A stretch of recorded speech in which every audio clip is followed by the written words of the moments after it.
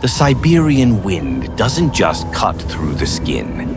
It carries the sound of something human logic desperately tries to ignore. In 1959, 9 experienced hikers, well accustomed to the rigors of the Russian winter, did something that defies every survival instinct. They tore through their own safety from the inside out. They abandoned a tent slashed open with knives to sprint into the absolute freezing void of the Mountain of the Dead. They didn't flee from the cold. They fled into it, choosing certain death by hypothermia over remaining a single second longer with whatever was inside that tent, sharing the same canvas roof. When the bodies were finally located by rescue teams, the scene was a record of pure, inexplicable horror.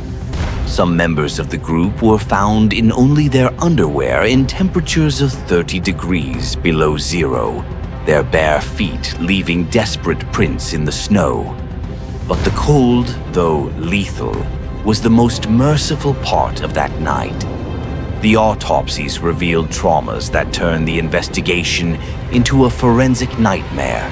Crushed bones, fragmented ribs, and fractured skulls inflicted with an internal violence that no known animal or avalanche could replicate.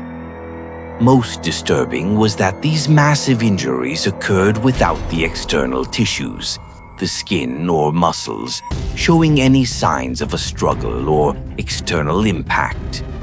It was as if they had been compacted by an invisible pressure. One of the young women, Lyudmila Dubinina, was found in a position suggesting an interrupted plea.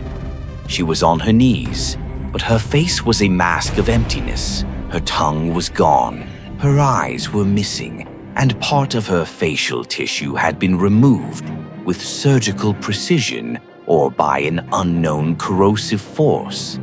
Adding to the mystery, technical analyses detected that the clothing of some victims was impregnated with anomalous levels of radiation, as if they had been exposed to an energy source that shouldn't exist in that isolated, white desert. The final photos recovered from the victims' cameras show luminous orbs and silhouettes that do not align with anything human, captured in moments of confusion before the final panic. The Russian government sealed the files for decades, only reopening them to close the case again with vague explanations of overwhelming natural forces. Yet, the question remains frozen in the Siberian ice, echoing through the years.